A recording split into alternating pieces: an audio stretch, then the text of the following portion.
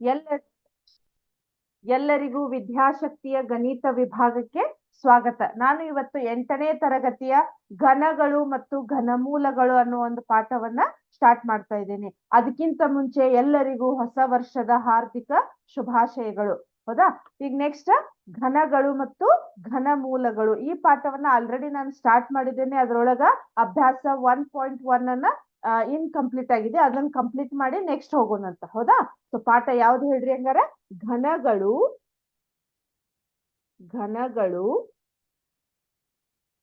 ಮತ್ತು ಘನಮೂಲಗಳು. ಘನಮೂಲಗಳು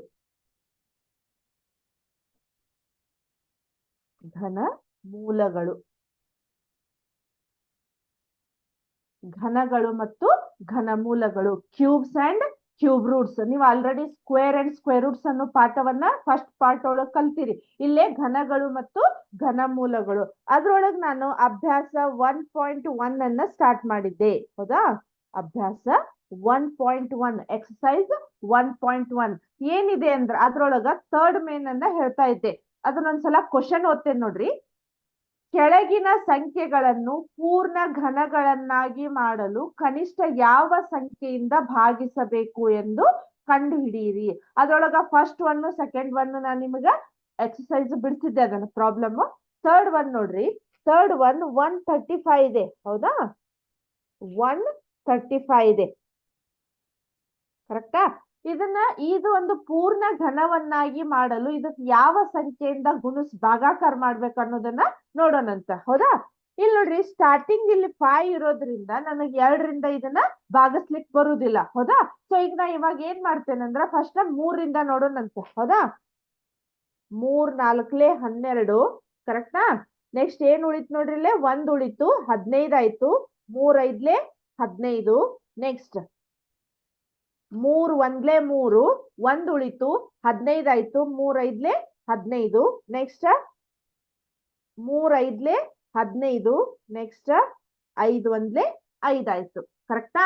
ಈಗ ನೆಕ್ಸ್ಟ್ ಬರೋದ ನಮಗಿಲ್ಲೇ 5 1 5. ಇಲ್ಲಿ ನೋಡ್ರಿ 135 ಇಸ್ ಈಕ್ವಲ್ ಟು ಇದ್ರದ್ದು ಅವಿಭಾಜ್ಯ ಅಪವರ್ತನಗಳನ್ನ ಒಂದ್ಸಲ ಬರೀರಿ ನೋಡೋಣ. 3 ಇಂಟು 3 ಇಂಟು 3. ಕರೆಕ್ಟಾ? ಇಂಟು 5 ಆಯ್ತು. ಹೌದಾ? 3 ಇಂಟು 3 ಇಂಟು 3 ಇದೊಂದು 5 ಆಯ್ತು. ಈಗ 3ರದೊಂದು ಗುಂಪು ಮಾಡ್ರಿ ನೋಡೋಣ. ಕರೆಕ್ಟಾ? ಇಸ್ ಈಕ್ವಲ್ ಟು ಇದೇನಾಯ್ತು? ಓನ್ಲಿ ನಾವು 3 ಅನ್ನ ಒಂದೇ ಒಂದನ್ನ ಕನ್ಸಿಡರ್ ಮಾಡ್ಬೇಕು. ಇದೇನು ಎಕ್ಸ್ಟ್ರಾ ಉಳಿತಲ್ಲ, ಹಂಗಾದ್ರೆ ನಾವ್ ಈಗ ಏನ್ ಮಾಡ್ಬೇಕು ಹೇಳ್ರಿ? 135 ಒಂದು ಪೂರ್ಣ ಘನವನ್ನಾಗಿ ಮಾಡಲು ಎದರಿಂದ ಡಿವೈಡ್ ಮಾಡ್ಬೇಕು ಹೇಳ್ರಿ? ನಾವು 5ರಿಂದ ಭಾಗಿಸ್ಬೇಕು. ಕರೆಕ್ಟಾ? ಅಂದ್ರೆ ಎಕ್ಸ್ಟ್ರಾ ಯಾವ್ದು ಉಳಿತೈತಲ್ಲ ಅದೇ ಸಂಖ್ಯೆಯಿಂದ ನಾವ್ ಅದನ್ನ ಭಾಗಾಕಾರ ಮಾಡ್ಬೇಕು. ಹೌದಾ? ನಾನು ಇಲ್ಲೊಂದು ಲೈನ್ ಬರಿತೇನೆ ನೋಡ್ರಿ. 135 ಅಥವಾ 135 ಅನ್ನು ಒಂದು ಪೂರ್ಣ ಘನ ಸಂಖ್ಯೆಯನ್ನಾಗಿಸಲು ಒಂದು ಪೂರ್ಣ ಘನ ಸಂಖ್ಯೆಯಾಗಿಸಲು 5ರಿಂದ ಭಾಗಿಸಬೇಕು. 5ರಿಂದ ಭಾಗಿಸಬೇಕು ಅಥವಾ ಡಿವೈಡ್ ಮಾಡ್ಬೇಕಂತ ಅರ್ಥ. ಹೌದಾ? 5ರಿಂದ ಭಾಗಿಸಬೇಕು.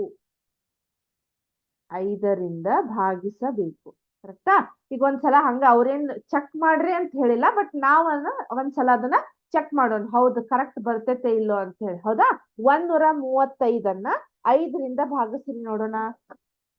135 ಡಿವೈಡೆಡ್ ಬೈ 5. ಹೌದಾ?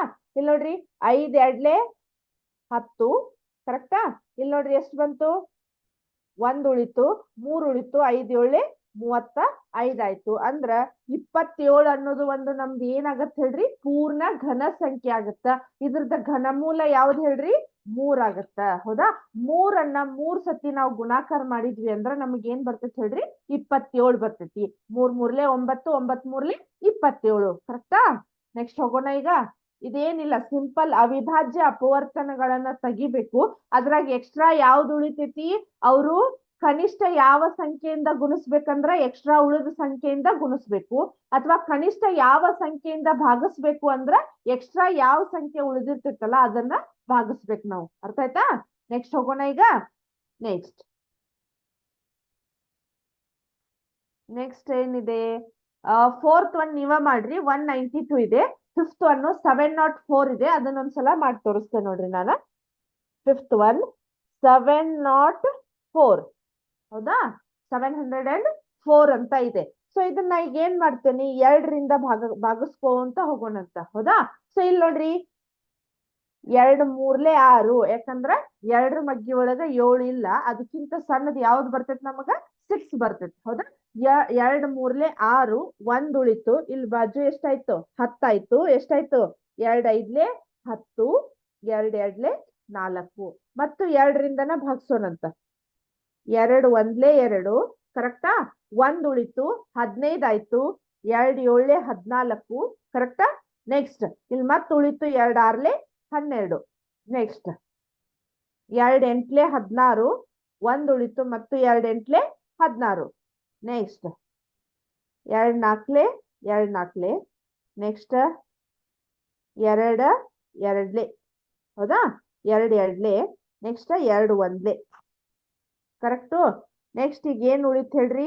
11 1ಲೆ 11 ಅಷ್ಟ ಉಳಿತು. 11 1ಲೆ 11 ಉಳಿತು. ಈಗ ನೋಡೋಣ, ಇದು 704ರ ಅವಿಭಾಜ್ಯ ಅಪವರ್ತನಗಳು ಯಾವ್ಯಾವ ಇದಾವು ಅಂತ ಹೇಳಿ, ಹೌದಾ? 704 ಇಸ್ ಈಕ್ವಲ್ ಟು, ಇಲ್ಲಿ ನೋಡ್ರಿ, 2 ಇಂಟು 2 ಇಂಟು 2, ಹೌದಾ? ಟೋಟಲ್ 6 2 ಅದಾವ, ಹೌದಾ? 2 ಇಂಟು 2 ಇಂಟು 2 ಇಂಟು ಇನ್ನೊಂದು ಯಾವ್ದು ಉಳಿದೈತಿ? ಇಲ್ಲಿ 11 ಅನ್ನೋದೊಂದೊಂದು ಉಳಿದೈತಿ ನಮಗ್, ಹೌದಾ? ಸೊ ಈಗ ಇದನ್ನ 3 ಒಂದು ಗುಂಪು ಮಾಡ್ರಿ. ಕರೆಕ್ಟ್ ಆಯ್ತು? ಇದು ಇಷ್ಟು ಕರೆಕ್ಟ್ ಆಯ್ತು. ಬಟ್ ಇದನ್ನ ನಾವ್ ಏನ್ ಮಾಡ್ಬೇಕು ಹೇಳ್ರಿ? ಈಗ ಇಲ್ಲಿ ಇದನ್ನ ಏನ್ ಮಾಡ್ಬೇಕು ಹೇಳ್ರಿ? ಈ 11ರಿಂದ ಈ 704 ಭಾಗಿಸಿದಾಗ ಇದು ಒಂದು ಪೂರ್ಣ ಘನ ಸಂಖ್ಯೆ ಆಗುತ್ತದೆ. ಸೊ ನಾ ಈ ಲೈನ್ ಬರೀಲೇಬೇಕಾ ನಾವು?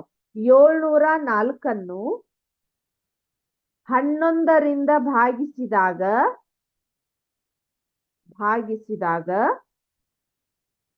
ಕನಿಷ್ಠ ಒಂದು ಘನ ಸಂಖ್ಯೆ ಆಗುತ್ತದೆ. ಕನಿಷ್ಠ ಒಂದು ಘನ ಸಂಖ್ಯೆಯಾಗುತ್ತದೆ. ಘನ ಸಂಖ್ಯೆಯಾಗುತ್ತದೆ. ಘನ ಸಂಖ್ಯೆಯಾಗುತ್ತದೆ. ಕರೆಕ್ಟಾ? 704 11ರಿಂದ ಭಾಗಿಸಿದಾಗ ನಮ್ಗೆ ಎಷ್ಟು ಬರ್ತೈತೆ ಹೇಳ್ರಿ? ಎಷ್ಟು ಬರ್ತೈತೆ ಅನ್ನೋದನ್ನ ಚೆಕ್ ಮಾಡೋಣ. ಬಟ್ ಈಗ 11ರಿಂದ ಭಾಗಿಸಿದಾಗ ಒಂದು ಪೂರ್ಣ ಘನ ಸಂಖ್ಯೆಯಾಗಿ ಅದು ಮಾರ್ಪಾಡಾಗ್ತೈತಿ ಅಥವಾ ಚೇಂಜ್ ಆಗ್ತೈತಿ ಅಂತ ನಾವು ಹೇಳ್ಬೋದು, ಹೌದಾ? ಈಗ ನೋಡೋಣ, ಒಂದ್ಸಲ ಚೆಕ್ ಮಾಡಿ. 704 11ರಿಂದ ಭಾಗಿಸ್ರಿ. ಈಗ 11ರೊಳಗೆ ಎಷ್ಟಿದೆ? 70 ಇಲ್ಲ, ಹೌದಾ? ಅದಕ್ಕಿಂತ ಸಣ್ಣ ಸಂಖ್ಯೆ ಯಾವ್ದಿದೆ ಹೇಳ್ರಿ? 11 6ಲೆ 66 ಇದೆ, ಕರೆಕ್ಟಾ? ಸೊ ಈಗ 70ರೊಳಗ 66 ಮೈನಸ್ ಮಾಡ್ರಿ, ಅಥವಾ 70 ಒಳಗ 66 ಮೈನಸ್ ಮಾಡಿದ್ರೆ ಎಷ್ಟು ಬಂತು? 4 ಬಂತು. ಇಲ್ಲಿರುವ 4 ಇಲ್ಲಿ ತಗೊಂಡ್ವಿ ಅಂದ್ರೆ ನಾವ್ ಎಷ್ಟು ಬಂತು? 11 4ಲೆ 44, 0 0 ಬಂತು, ಹೌದಾ? ಸೊ ಹಂಗಾದ್ರ 704 11ರಿಂದ ಭಾಗಿಸೋದ್ರಿಂದ ನಮಗ 64 ಅಂತ ಬಂತು. ಸೊ 64 ಯಾವ್ದರ ಘನ ಹೇಳ್ರಿ? ಅದು 4ರ ಘನ. 4 4 16, 16 4 64, ಕರೆಕ್ಟಾ? ಈ ರೀತಿ ನಾವು ಕೊಟ್ಟಿರುವ ಸಂಖ್ಯೆಯನ್ನ ಒಂದು ಪೂರ್ಣ ಘನ ಸಂಖ್ಯೆಯನ್ನಾಗಿಸಲು ಯಾವ ರೀತಿ ಭಾಗಿಸ್ಬೇಕು, ಯಾವ ರೀತಿ ಗುಣಾಕಾರ ಮಾಡ್ಬೇಕು ಅನ್ನೋದು ನಾವು ತಿಳ್ಕೊಂಡ್ವಿ, ಹೌದಾ? ನೆಕ್ಸ್ಟ್ ಹೋಗೋಣ ಈಗ. ನೆಕ್ಸ್ಟ್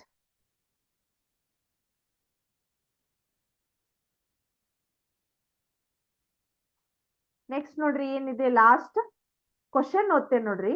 ಪರೀಕ್ಷಿತ್ ಪ್ಲಾಸ್ಟಿಕ್ ನಿಂದ 5 ಸೆಂಟಿಮೀಟರ್ 2 ಸೆಂಟಿಮೀಟರ್ 5 ಸೆಂಟಿಮೀಟರ್ ಗಳಷ್ಟು ಉದ್ದದ ಅಂಚುಗಳುಳ್ಳ ಒಂದು ಆಯತ ಘನವನ್ನು ಮಾಡಿದನು. ಹಾಗಾದರೆ ಒಂದು ಘನವನ್ನು ಮಾಡಲು ಇಂತಹ ಎಷ್ಟು ಆಯತ ಘನಗಳು ಬೇಕಾಗುತ್ತದೆ? ಹೌದಾ? ಅವ್ರು ಏನ್ ಹೇಳಿದಾರಂದ್ರ, ಒಂದು ಪರೀಕ್ಷಿತ್ ಅನ್ನೋ ಒಂದು ಹುಡುಗ ಅವೇನ್ ಮಾಡಿದಾನಂದ್ರ ಒಂದು ಬಾಕ್ಸ್ ಅನ್ನ ರೆಡಿ ಮಾಡ್ಯಾನಂತ. ಹೌದಾ, ಈ ರೀತಿ ಇಲ್ಲೇ 5 ಸೆಂಟಿಮೀಟರ್ ಇದೆ, ಇಲ್ಲಿ 5 ಸೆಂಟಿಮೀಟರ್ ಇದೆ, ಇಲ್ಲೇ ಓನ್ಲಿ 2 ಸೆಂಟಿಮೀಟರ್ ಅಂತ ಇದೆ. ಹೌದಾ,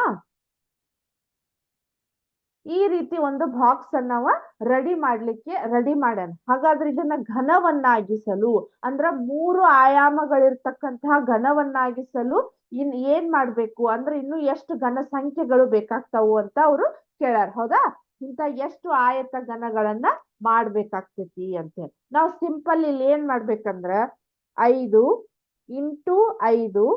ಹೌದಾ, 5 ಅನ್ನೋದು 2 ಸಲ ಇದಾವ್ ನಮಗ್. ಹೌದಾ, ನೆಕ್ಸ್ಟ್ ಇನ್ನೊಂದು ಯಾವ್ದಿದೆ ಇಲ್ಲಿ 2 ಇದೆ. ಹೌದಾ, ಈಗ ಇವು ಘನ ಸಂಖ್ಯೆ ಆಗಾಕ ಏನೇನ್ ಕಡಿಮೆ ಅದಾವ ನೋಡ್ರಿ. ಇದಕ್ ಇನ್ನೂ ಒಂದ್ 5 ಕಡಿಮೆ ಇದೆ, ಕರೆಕ್ಟಾ? ಅಂದಾಗಿದು ಒಂದು ಘನ ಸಂಖ್ಯೆ ಆಗ್ತೈತಿ. ಈಗ ಇಲ್ಲಿ 2 ಇದೆ ಅಂದ್ರ ಇದನ್ನ ಘನ ಸಂಖ್ಯೆಯನ್ನಾಗಿ ಮಾಡಕ್ ನಮ್ಗೆ ಇನ್ನು ಏನ್ ಬೇಕು ಹೇಳ್ರಿ, ಇನ್ನು 2 ಬೇಕು. ಹೌದಾ, 2 ಟೈಮ್ಸ್ 2 ಬೇಕು. ಹೌದಾ, ಅಂದ್ರ ಇಂಟು 2 ಇಂಟು 2. ಅವಾಗ ಇದೊಂದು ಏನಾಯ್ತು ನಮಗ, ಇದು ಒಂದು ಘನ ಸಂಖ್ಯೆ ಆಯ್ತು, ಇದು ಒಂದು ಘನ ಸಂಖ್ಯೆ ಆಯ್ತು. ಸೊ ಇದನ್ನಷ್ಟು ನಾವ್ ಏನ್ ಮಾಡ್ಬೇಕೀಗ, ಗುಣಾಕಾರ ಮಾಡ್ಬೇಕು. ಸೊ ಎಷ್ಟಾಯ್ತು ನೋಡ್ರಿ, 5 2 10, 10 2 20. ಹೌದಾ, 20. ಹಂಗಾದ್ರ ಈ ರೀತಿ ಇರ್ತಕ್ಕಂತ ಆಯತವನ್ನ ಒಂದು ಘನವನ್ನಾಗಿ ಮಾಡಿಸಲು ಎಷ್ಟು ಆಯತಗಳು ಬೇಕಾಗ್ತಾವಂದ್ರ ನಮ್ಗೆ ಏನ್ ಬರ್ತೈತಿ ಹೇಳ್ರಿ, 20 ಆಯತ ಘನಗಳು ಬೇಕಾಗ್ತೈತಿ. ಸಿಂಪಲ್ ಇದು ಏನ್ ಮಾಡಿದ್ನಂತ ಗೊತ್ತಾಯ್ತಲ್ಲ. ಇವ್ನು ಕೊಟ್ಟಿರುವ ಸಂಖ್ಯೆಗಳನ್ನ 2 ಬರ್ಕೋರಿ, ಇದನ್ನೊಂದು ಬರ್ಕೋರಿ. ಇದಕ್ಕೆ ಎಷ್ಟು ಸಂಖ್ಯೆ ಕಡಿಮೆ ಐತಲ್ಲ ಅದನ್ನ ಹಾಕ್ಬೇಕು. ಇಲ್ಲಿ 2 5 ಇರೋದ್ರಿಂದ ನಾನು ಒಂದೇ 5 ಅನ್ನ ಹಾಕಿದೆ.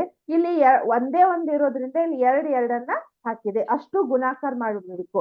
5 2 10, 10 2 20 ಆಯ್ತು. ಇದು ನಮ್ದು ಆನ್ಸರ್ ಎಷ್ಟು ಬರ್ಬೇಕು ಹೇಳ್ರಿ, ಈಗ 20 ಬಂತು. ಅಂದ್ರೆ ಇದನ್ನೊಂದು ಪೂರ್ಣ ಎಂದು ಒಂದು ಘನವನ್ನಾಗಿ ಮಾಡಿಸಲು ಎಷ್ಟು ಆಯತಗಳು ಬೇಕಾಗ್ತಾವ ಹೇಳ್ರಿ, 20 ಆಯತಗಳು ಬೇಕಾಗ್ತಾವು. ಕರೆಕ್ಟಾ? ಸೊ ಇಲ್ಲಿಗೆ ಇದು ಅಭ್ಯಾಸ 1.1 ಮುಗೀತು. ಅದ್ರ ನೆಕ್ಸ್ಟ್ ಹೋಗೋಣ, ಘನ ಮೂಲಗಳು. ನೀವು ಇಷ್ಟೊತ್ವರೆಗೂ ಏನ್ ಕಲಿತ್ರಿ, ಘನಗಳನ್ನ ಪೂರ್ಣ ಘನವನ್ನಾಗಿ ಮಾಡಿಸಲು ಅಂದ್ರ ಘನವನ್ನಾಗಿಸಲು ಕನಿಷ್ಠ ಯಾವ ಸಂಖ್ಯೆಯಿಂದ ಗುಣಿಸ್ಬೇಕು, ಭಾಗಿಸ್ಬೇಕು ಅನ್ನೋದನ್ನ ಕಲಿತ್ರಿ. ಈಗ ನೆಕ್ಸ್ಟ್ ಘನ ಮೂಲಗಳು. ಕೊಟ್ಟಿರುವ ಸಂಖ್ಯೆಯ ಘನಮೂಲಗಳು. ಘನಮೂಲಗಳು ಅಂದ್ರೆ ಫಾರ್ ಎಕ್ಸಾಂಪಲ್ ನೀವು ಈಗ ವರ್ಗಮೂಲವನ್ನ ಕಂಡು ಹಿಡಿದ್ರಿ. ಈಗ 4ರ ವರ್ಗಮೂಲ ಎಷ್ಟಾಗತ್ ನೋಡ್ರಿ. ಯಾವುದೇ ಒಂದು ಸಂಖ್ಯೆಯನ್ನ 2 ಸತಿ ಗುಣಿಸಿದಾಗ 4 ಬರ್ಬೇಕು. ಅಂತ ಸಂಖ್ಯೆ ಯಾವ್ದು ಹೇಳ್ರಿ ಹಂಗಾದ್ರ 2. ಕರೆಕ್ಟಾ? ಅದೇ ರೀತಿ 8ರ ಘನಮೂಲ ಇದೆ. ಹೌದಾ, ಯಾವುದೇ ಸಂಖ್ಯೆಯನ್ನ 3 ಸತಿ ಗುಣಿಸಿದಾಗ ನಮ್ಗೆ ಏನ್ ಬರ್ಬೇಕು ಹೇಳ್ರಿ, 8 ಬರ್ಬೇಕು. ಹಂಗಾದ್ರೆ ಯಾವ ಸಂಖ್ಯೆ ಅದು ಕೂಡ ನಮಗ 2. 4ರ ವರ್ಗಮೂಲ 2, 8ರ ಘನಮೂಲ. ನಾನು ಓದ್ತಾ ಇರುವಂತಹ ವರ್ಡ್ ಅನ್ನ ಕರೆಕ್ಟ್ ಆಗಿ ಕ್ಯಾಚ್ ಮಾಡ್ರಿ. 4ರ ವರ್ಗಮೂಲ 2, 8ರ ವರ್ಗಮೂಲ ಘನಮೂಲ 2 ಆಗತ್ತ. ಹೌದಾ, ಈ ರೀತಿ ನಾವು ಘನಮೂಲವನ್ನ ಯಾವ ರೀತಿ ಕಂಡುಹಿಡಿಬೇಕು, ಅದನ್ನ ಯಾವ ರೀತಿ ಅದನ್ನು ಸೂಚಿಸತಕ್ಕಂತಹ ಸಿಂಬಾಲ್ಸ್ ಗಳು ಏನದಾವ ಅಂತ ಇವಾಗ ನೋಡೋಣಂತ. ಹೌದಾ,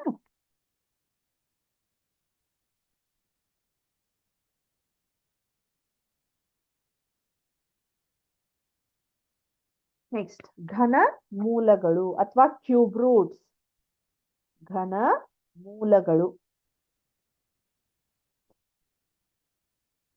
ಘನ ಮೂಲಗಳು ಅಥವಾ ಕ್ಯೂಬ್ ರೂಟ್ಸ್ ಅಂತ ಕರಿತೀವಿ. ಈ ಘನ ಮೂಲವನ್ನ ಡಿನೋಟ್ ಮಾಡ್ಲಿಕ್ಕೆ ನಮ್ಗೊಂದು ಸಿಂಬಾಲ್ ಇದೆ, ಸಂಕೇತ. ಇದನ್ನ ಯಾವ ರೀತಿ ಡಿನೋಟ್ ಮಾಡ್ತೇವೆ ಅಂದ್ರ ಈ ರೀತಿ. ಇದಕ್ಕ ಕ್ಯೂಬ್ ರೂಟ್ ಅಂತ ಕರಿತೇವೆ. ಹೌದಾ, ನಾನು ಈ ರೀತಿ ಬರದೆ ಅಂದ್ರ ಇದಕ್ಕೆ ಏನಂತ ಕರಿತೇವೆ ಹೇಳ್ರಿ, ಸ್ಕ್ವೇರ್ ರೂಟ್. ನೀವ್ ಇಲ್ಲಿ 2 ಬರೀದೇ ಇರ್ಲಿ, ಇದು ಸ್ಕ್ವೇರ್ ರೂಟ್ ಅಂತಾನೆ ಆಗ್ತೈತಿ. ಇದನ್ನೇನು ಇಲ್ಲಿ 2 ಅಂತ ಬರೆಯುವಂತ ಅವಶ್ಯಕತೆ ಇಲ್ಲ. ಬಟ್ ಇಲ್ಲಿ 3 ಬರ್ದಿವಿ ಅಂದ್ರ ಅವಾಗ ಇದು ಏನಾಗತ್ ಹೇಳ್ರಿ, ಕ್ಯೂಬ್ ರೂಟ್ ಆಗತ್ತ. ಈ ಕ್ಯೂಬ್ ರೂಟ್ ಅನ್ನ ಸೂಚಿಸುವಂತಹ ಸಿಂಬಾಲ್ ಯಾವ್ದಾಗತ್ ನೋಡ್ರಿ, ಇಲ್ಲಿ 3 ಬರದ ಇದು ಸ್ಕ್ವೇರ್ ರೂಟ್ ಹಾಕಿದ್ರ ನಮಗ ಘನಮೂಲವನ್ನ ಅಥವಾ ಕ್ಯೂಬ್ ರೂಟ್ ಅನ್ನ ಡಿನೋಟ್ ಮಾಡುವಂತಹ ಸೂಚಿಸುವಂತಹ ಸಂಕೇತ ಇದಾಗತ್ತ. ಇದು ಏನಾಗತ್ತೆ ಹೇಳ್ರಿ ಹಂಗಾದ್ರ, ಇದು ವರ್ಗಮೂಲ ಅಥವಾ ಸ್ಕ್ವೇರ್ ರೂಟ್ ಆಗತ್ತಿದೆ. ಹೌದಾ, ನೆಕ್ಸ್ಟ್ ಹೋಗೋಣ. ಈಗ ನೆಕ್ಸ್ಟ್ ಏನಿದೆ ನೋಡ್ರಿ, ಅದನ್ನ ಸೂಚಿಸುವ ಚಿಹ್ನೆಯನ್ನ ಬರ್ದಿವಿ. ನೆಕ್ಸ್ಟ್ ಇಲ್ಲಿ ಒಂದಿಷ್ಟು ಇವ್ ಅದಾವ್ ನೋಡ್ರಿ. ಅವಿಭಾಜ್ಯ ಅಪವರ್ತನದ ಮೂಲಕ ಘನಮೂಲವನ್ನ ಯಾವ ರೀತಿ ಕಂಡು ಹಿಡಿಬೇಕಂತ. ಅದಕ್ಕಿಂತ ಮುಂಚೆ ನಾನ್ ನಿಮ್ಗ ಒಂದಿಷ್ಟು ಇದನ್ನ ತೋರಿಸ್ತೇನೆ ನೋಡ್ರಿ ಇಲ್ಲಿ. ಈಗ 1 ಕ್ಯೂಬ್ ಮಾಡ್ರಿ ಎಷ್ಟಾಗತ್ತ? ನಿಮಗ್ ಲಾಸ್ಟ್ ಟೈಮ್ ಕ್ಲಾಸ್ ಒಳಗ್ ಹೇಳಿದ್ದೆ ನಾ. 1 ಕ್ಯೂಬ್ ಮಾಡಿದ್ರ 1. ಇದನ್ನ 2 ಕ್ಯೂಬ್ ಮಾಡಿದ್ರೆ ಎಷ್ಟಾಗತ್ ನೋಡ್ರಿ? 8 ಆಗತ್ತ. ಹೌದಾ? 2 2 4, 4 2 8. ನೆಕ್ಸ್ಟ್ 3 ಕ್ಯೂಬ್ ಮಾಡಿದ್ರೆ ಇದು ಎಷ್ಟಾಗತ್ ಹೇಳ್ರಿ? 27 ಆಗತ್ತ. 3 3 9, 9 3 27. ಹೌದಾ? ಸೊ ಈಗ ಇದನ್ನ ಘನ ಮೂಲವನ್ನ ಕಂಡು ಹಿಡಿಬೇಕಂದ್ರ ಇಲ್ಲಿ ನೋಡ್ರಿ, ನಾನು ಯಾವ ರೀತಿ ಬರಿತೇನಂದ್ರ ಘನಮೂಲ. ಈಗ ನನಗೆ ಇದ್ರದ್ದು ಮೂಲ ಕಂಡು ಹಿಡಿಬೇಕಂದ್ರೆ ಇದನ್ನ ಆಸ್ ಇಟ್ ಈಸ್ 1 ಅಂತ ಹಂಗ ಇಡ್ತೇನೆ ನಾನು. ಹೌದಾ? ಈ 3 ಏನಾಗತ್ತ, ನಾನು ಈಚೆ ಕಡೆ ಕಳಿಸ್ತೇನೆ. ಈಗ ಈ ಕಡೆ ಕಳಿಸಿದ್ರೆ ಏನಾಗತ್ತಂದ್ರ ಇದು ಈ ರೀತಿ ಕ್ಯೂಬ್ ರೂಟ್ ಆಗತ್ತ. ಅರ್ಥ ಆಯ್ತಾ? ಕ್ಯೂಬ್ ರೂಟ್ ಆಗತ್ತ. ಹಂಗಾದ್ರ ನೀವು ಅರ್ಥ ಮಾಡ್ಕೊಳ್ಳೋದು ಯಾವ ರೀತಿ ಅಂದ್ರ 1ರ ಘನಮೂಲ 1.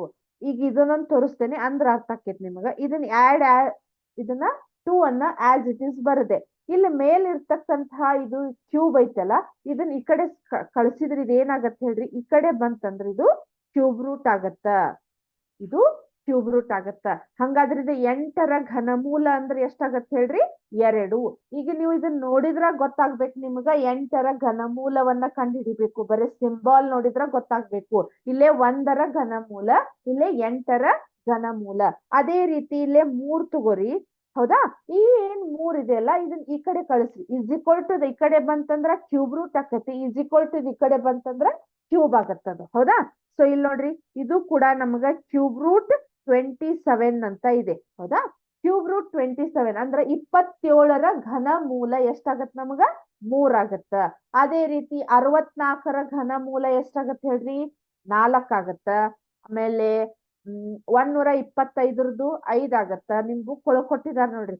216ರದ್ದು 6 ಆಗತ್ತ. ಅಂದ್ರೆ ನಿಮಗ ಮೇನ್ ಕಾನ್ಸೆಪ್ಟ್ ಇನ್ನೂ ಸರಿಯಾಗಿ ಅರ್ಥ ಆಗ್ಲಿಲ್ಲ ಅಂದ್ರ, ಈಗ ಫಾರ್ ಎಕ್ಸಾಂಪಲ್ 216 ಕೊಟ್ರ ಅದ್ರ ಕ್ಯೂಬ್ ರೂಟ್ ಅಂತಂದ್ರ ಯಾವ್ದೋ ಸಂಖ್ಯೆನ 3 ಸತಿ ಗುಣಿಸಿದಾಗ 216 ಬರ್ತೈತೆ ಅನ್ನೋದು ನಮಗ ಅರ್ಥ ಆಗ್ಬೇಕು. ಹೌದಾ? ಸೊ 216ರ ಘನಮೂಲ ಯಾವ್ದಾಗತ್ತೆ ಹೇಳ್ರಿ? 6 ಆಗತ್ತ. ಆ 6ಅನ್ನ ನಾವ್ ಏನ್ ಮಾಡ್ಬೇಕು? 3 ಸತಿ ಗುಣಿಸಿದಾಗ ನಮ್ಗೆ ಏನಾಗತ್ತೆ ಹೇಳ್ರಿ? 216 ಬರ್ತೈತಿ. ಅದೇ ರೀತಿ 343ಅನ್ನ ಅದರದ್ದು ಘನಮೂಲ ಏನಾಗತ್ತೆ ಹೇಳ್ರಿ? 7 ಆಗತ್ತ. 512ರದ್ದು 8 ಆಗತ್ತ. 729ರದ್ದು ಎಷ್ಟಾಗತ್ತೆ ಹೇಳ್ರಿ? 9 ಆಗತ್ತ. 1000 ಎಷ್ಟಾಗತ್ತ? 10 ಆಗತ್ತ.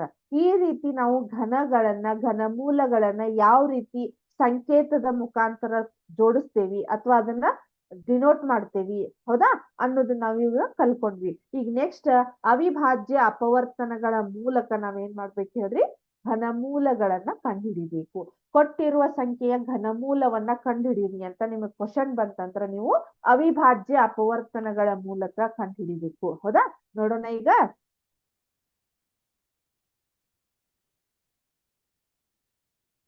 ಈಗ ಡೈರೆಕ್ಟ್ ಅಭ್ಯಾಸಕ್ಕೆ ಹೋಗೋಣಂತ. ಅಭ್ಯಾಸ 1.2. ಅಭ್ಯಾಸ 1.2 ಅಂತ ಇದೆ. ಹೌದಾ? ಅಭ್ಯಾಸ 1.2 ಇಲ್ಲಿ ನೋಡ್ರಿ 64 ಅಂತ ಇದೆ. ಹೌದಾ? ಕ್ವಶನ್ ಓದ್ತೇನೆ ನೋಡ್ರಿ. ಕೆಳಗಿನ ಸಂಖ್ಯೆಗಳ ಘನಮೂಲವನ್ನು ಅವಿಭಾಜ್ಯ ಅಪವರ್ತನ ವಿಧಾನದಿಂದ ಕಂಡುಹಿಡಿಯಿರಿ ಅಂತ ಇದೆ. ಹೌದಾ? ಸೊ ಫಸ್ಟ್ ಒನ್ ನೋಡ್ರಿ. ಫಸ್ಟ್ ಒನ್ ಏನಿದೆ ಹೇಳ್ರಿ? 64 ಇದೆ. 64 ಇದೆ. ನಾನು ನಿಮಗೆ ಈ ರೀತಿ ಮೊದ್ಲ ಮಾಡಿ ತೋರಿಸಿದ್ದೇನೆ, ಆದ್ರೂ ನಿಮಗೆ ಅಭ್ಯಾಸದ ಮುಖಾಂತರ ತೋರಿಸ್ತಾ ಇದ್ದೇನೆ. ಸೊ ಈಗ ಏನಾಗತ್ ನೋಡ್ರಿ, ಇಲ್ಲಿ 4 ಇರೋದ್ರಿಂದ ನಾನು ಸ್ಟಾರ್ಟಿಂಗ್ 2ರಿಂದನ ಇದನ್ನ ಭಾಗಿಸ್ಬೇಕು. ಸೊ ಎಷ್ಟಾಗತ್ ನೋಡ್ರಿ?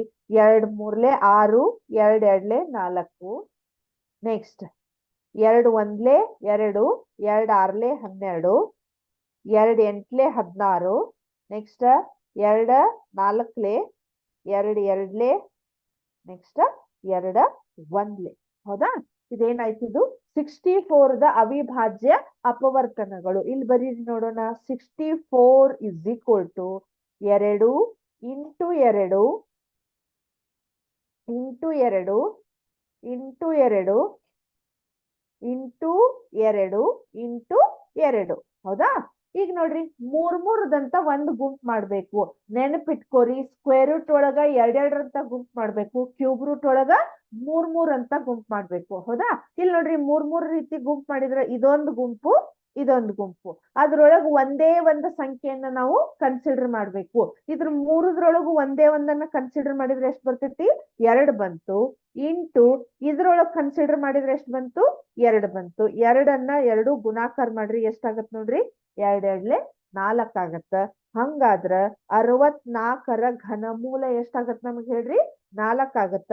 ಇದನ್ನ ಯಾವ ರೀತಿ ಬರಿಬೇಕಂದ್ರ ನಾವು ಕ್ಯೂಬ್ ರೂಟ್ ಆಫ್ 64 ಅಂದ್ರ 64ದ ಘನಮೂಲ ಅಥವಾ 64ರ ಘನಮೂಲ ನಾವು ಈ ರೀತಿ ಅವಿಭಾಜ್ಯ ಅಪವರ್ತನ. ಇದು ಒಂದು ಮೆಥಡ್ ಗೊತ್ತಿದ್ದಂದ್ರ ನಾವು ಅವ್ರು ಬೇಕಾದ ಸಂಖ್ಯೆಯನ್ನ ಕೊಟ್ರು ನಾವು ಈಸಿಲಿ ಇದನ್ನ 4ಅನ್ನ ಕಂಡುಹಿಡಿಬಹುದು. ಹೌದಾ? ನೆಕ್ಸ್ಟ್ ಹೋಗೋಣ. ಈಗ ನೆಕ್ಸ್ಟ್ ಏನಿದೆ ನೋಡ್ರಿ? 512 ಇದೆ. ಸೆಕೆಂಡ್ ಒನ್ 512 ಇದೆ. ಇದಕ್ಕಿಂತ ಮುಂಚೆ ನಾನು ನಿಮಗ ಒಂದು ಸಿಮ್ಯುಲೇಷನ್ ತೋರಿಸ್ಬೇಕು. ಅದಾದ್ಮೇಲೆ ಮಲ್ಟಿಪಲ್ ಚಾಯ್ಸ್ ಅನ್ನ ಕ್ವಶನ್ಸ್ ಅದಾವು. ಅದಾದ್ಮೇಲೆ ನಿಮಗ ಇನ್ನು ಟೈಮ್ ಇತ್ತಂದ್ರೆ ಇದನ್ನ ಅಭ್ಯಾಸವನ್ನ ಕಂಟಿನ್ಯೂ ಮಾಡೋಣ ಅಂತ. ಹೌದಾ? ಇಲ್ಲೊಂದು ಸಿಮ್ಯುಲೇಷನ್ ಇದೆ ನೋಡ್ರಿ. ಇದನ್ನ ಲಾಸ್ಟ್ ಟೈಮ್ ತೋರಿಸಿದ್ದೆ ನಾನು ನಿಮಗ. ಇದು ಕ್ಯೂಬ್ ರೂಟ್ ಇರೋದ್ರಿಂದ ನಾನು ನಿಮಗ್ ಮತ್ತೆ ತೋರಿಸ್ತಾ ಇದ್ದೇನೆ ಇವಾಗ. ಇಲ್ಲಿ ನೋಡ್ರಿ. ಹೌದಾ? ಇಲ್ಲಿ ನೋಡ್ರಿ ಒಂದಿದೆ. ಹೌದಾ? ಇದ್ರದ್ದು ಘನವನ್ನ ಯಾವ ರೀತಿ ಕಂಡುಹಿಡಿಬೇಕಂತ ನೋಡೋಣ ಈಗ. ಹೌದಾ? ಇದನ್ನ ನೋಡ್ರಿ ಸ್ಲೈಡ್ ಹೌದಾ? 1 ಸ್ಕ್ವೇರ್ ಆಯ್ತಾ? ಇದನ್ನ ಕ್ಯೂಬ್ ಮಾಡ್ಬೇಕೀಗ. ಹೌದಾ? ಅಲ್ಲಿ ನೋಡ್ರಿ ಕ್ಯೂಬ್ಡ್ ಅಂತ ಆಯ್ತು. ಇದು 1 ಕ್ಯೂಬ್ ಆದಾಗ ಇಲ್ಲಿ ಏನ್ ಬಂತ ಹೇಳ್ರಿ ನಮಗ? 1 into 1 into 1 is equal to 1. ಒಂದೇ ಡಾಟ್ ಬಂತು. ಹೌದಾ? ನೆಕ್ಸ್ಟ್ ಇಲ್ಲಿ ನೋಡ್ರಿ 4 ಇದೆ. ಹೌದಾ? ಈ 4ರ ಕ್ಯೂಬ್ ಅನ್ನ ನೋಡೋಣ. ಎಷ್ಟು ಬರ್ಬೋದು ಹೇಳ್ರಿ? ಆಲ್ರೆಡಿ ಕಲ್ತಿರ್ ನೀವು. 4ರ ಕ್ಯೂಬ್ ಮಾಡಿದ್ರೆ ಎಷ್ಟು ಬರ್ತೈತೆ ಹೇಳ್ರಿ? ನೋಡ್ರಿ. ಹೌದಾ? ಅರ್ಥ ಆಯ್ತಾ? ಇಲ್ಲಿ ನೋಡ್ರಿ ಕ್ಯೂಬ್ಡ್ ಆಯ್ತು ಇದು. ಹೌದಾ? 4 4 4 16 16 4 64 ಅಥವಾ 64ರ ಘನಮೂಲ ಎಷ್ಟಾಗತ್ತ ನಮಗ? 4 ಆಗತ್ತ. 4ರ ಘನ ಎಷ್ಟಾಗತ್ತ? 64 ಆಗತ್ತ. ಈ ಡಾಟ್ಸ್ ಗಳನ್ನ ಎಣಿಸ್ರಿ. ಇವು ಕೂಡ ನಿಮ್ಗೆ ಎಷ್ಟಾಗತ್ತೆ ಹೇಳ್ರಿ? 64 ಇರ್ತಾವ. ಹೌದಾ? ಇಲ್ಲಿ ನೋಡ್ರಿ 4 8 12 16 ಅದಾವು. 16 4 64. ಇಲ್ಲಿ ಟೋಟಲ್ ಇಲ್ಲಿ ಎಲ್ಲಾ ಕಡೆ ಎಷ್ಟ್ ಅದಾವು? 16 16 ಇರ್ತಾವು. ಟೋಟಲ್ ಎಷ್ಟಾಯ್ತು? 64 ಆಯ್ತು. ನೆಕ್ಸ್ಟ್ ಇಲ್ಲಿ ನೋಡ್ರಿ 5ರದ್ದು ಘನ ಎಷ್ಟು ಬರ್ತೈತಿ ಹೇಳ್ರಿ? 125 ಬರ್ತೈತಿ. ಹೌದಾ? ಸೊ ಎಷ್ಟು ಬರ್ತೈತಿಲ್ಲ ಅಂತ ಹೇಳಿ ಒಂದ್ಸಲ ಚೆಕ್ ಮಾಡೋಣ. ನೋಡ್ರಿ ಸ್ಲೈಡ್ ಮಾಡ್ತಾ ಅದು ಯಾವ ರೀತಿ ಚೇಂಜ್ ಆಗ್ತಾ ಇದೆ ಅಂತ ಹೇಳಿ. 5 ಇಂಟು 5 ಇಂಟು 5 125 ಆಗತ್ತ. ಇವು ಡಾಟ್ಸ್ ಗಳನ್ನೆಲ್ಲ ಎಣಿಸ್ರಿ, ಎಷ್ಟಾಗತ್ತ? 125 ಆಗತ್ತ. ಒಂದ್ ನಿಮಗ್ ನೋಡ್ರಿ 5 10 15 20 25 25 ಐದ್ಲೆ ಎಷ್ಟು? 125 ಆಯ್ತು. ಹೌದಾ? ನೆಕ್ಸ್ಟ್ ನೋಡೋಣ ಇನ್ನೊಂದು. ಇಲ್ಲಿ ನೋಡ್ರಿ 6 ಇದೆ. 6ರ ಘನ ಎಷ್ಟಾಗತ್ ನೋಡ್ರಿ? 6ರ ಘನ 216 ಆಗತ್ತ. ಬರ್ತತಿಲ್ಲ ನೋಡೋಣ. ಕರೆಕ್ಟಾ? 216. 6 ಇಂಟು 6 6 ಇಂಟು 6 ಅಂದ್ರೆ 6 6 36 36 6 216. ಈ ಎಲ್ಲ ಡಾಟ್ಸ್ ಗಳು ಸೇರಿದ್ರು ನಿಮಗೆ 216 ಅಂತ ಇದಾವು. ಹೌದಾ? ಸೊ 216ರ ಘನಮೂಲ ಅಥವಾ ಕ್ಯೂಬ್ ರೂಟ್ ಏನಾಗತ್ತ ನಮಗ? 6 ಆಗತ್ತ. 6ರ ಘನ ಎಷ್ಟಾಗತ್ತ? 216 ಆಗತ್ತ. ಅರ್ಥ ಆಯ್ತಾ ಇದು? ನೆಕ್ಸ್ಟ್ ಹೋಗೋಣ. ಈಗ ಇದೇ ರೀತಿ ಎಕ್ಸಾಂಪಲ್ಸ್ ಗಳದಾವು. ಕರೆಕ್ಟಾ? 8. ಇಲ್ಲಿ ನೋಡ್ರಿ ಡಾಟ್ಸ್ ಕೂಡ ನಮಗ 2 4 6 8 ಅಂತ ಇದಾವ. ಹೌದಾ? ಇವಾಗ ಮಲ್ಟಿಪಲ್ ಚಾಯ್ಸ್ ಹೋಗೋಣ. ಮಲ್ಟಿಪಲ್ ಚಾಯ್ಸ್ ಇಲ್ಲಿದೆ ನೋಡಿ. ಹೌದಾ? ವಿದ್ಯಾಶಕ್ತಿಯ ರಸಪ್ರಶ್ನೆ ಕಾರ್ಯಕ್ರಮ, ಕ್ಲಾಸ್ 8th, ಸಬ್ಜೆಕ್ಟ್ ಮ್ಯಾಥಮೆಟಿಕ್ಸ್. ಹೌದಾ? ಕ್ವಶನ್ ನೋಡ್ರಿ, ಕೆಳಗಿನವುಗಳಲ್ಲಿ ಯಾವುದು ಸರಿ? ಕೆಳಗಿನವುಗಳಲ್ಲಿ ಯಾವುದು ಸರಿ ಅಂತ ಹೇಳಿದರು. ಋಣಾತ್ಮಕ ಸಂಖ್ಯೆಯ ಘನವು ಧನಾತ್ಮಕವಾಗಿರುತ್ತದೆ. ಋಣಾತ್ಮಕ ಆಪ್ಷನ್ ಬಿ, ಋಣಾತ್ಮಕ ಸಂಖ್ಯೆಯ ಘನವು ಋಣಾತ್ಮಕವಾಗಿರುತ್ತದೆ ಅಥವಾ -1 ಆಗಿರುತ್ತದೆ ಅಥವಾ ಯಾವುದೂ ಅಲ್ಲ.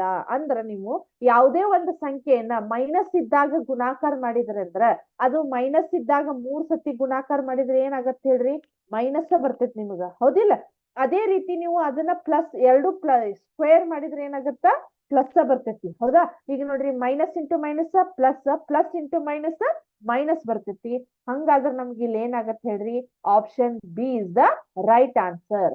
ಋಣಾತ್ಮಕ ಸಂಖ್ಯೆಯ ಘನವು ಯಾವಾಗಲೂ ಋಣಾತ್ಮಕವಾಗಿರುತ್ತದೆ, ಹೌದಾ? ನೆಕ್ಸ್ಟ್,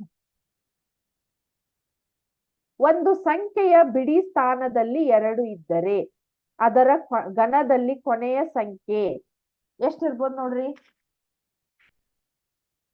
ಆಪ್ಷನ್ ಎ 2, 4, 6, 8 ಅಂತ ಇದೆ, ಹೌದಾ?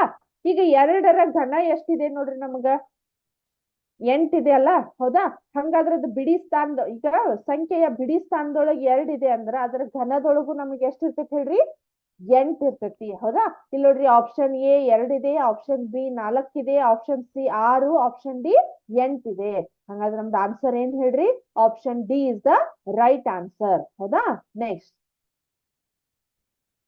ಒಂದು ಸಂಖ್ಯೆಯ ಬಿಡಿ ಸ್ಥಾನದಲ್ಲಿ 3 ಇದ್ದರೆ ಅದರ ಘನದಲ್ಲಿರುವ ಕೊನೆಯ ಸಂಖ್ಯೆ. 3ರ ಘನಮೂಲ ಘನ ಎಷ್ಟಿದೆ ಹೇಳ್ರಿ ನಮಗ್ ನೋಡೋಣ? 27 ಇದೆ, ಹೌದಾ? ಸೊ 27 ಅಂದ್ರೆ ಬಿಡಿ ಸ್ಥಾನದೊಳಗೆ 7 ಇದೆ, ಕರೆಕ್ಟಾ? ಹಂಗಾದ್ರೆ ನಮ್ಗೆ ಇಲ್ಲಿ ಏನಾಗತ್ತೆ ಹೇಳ್ರಿ?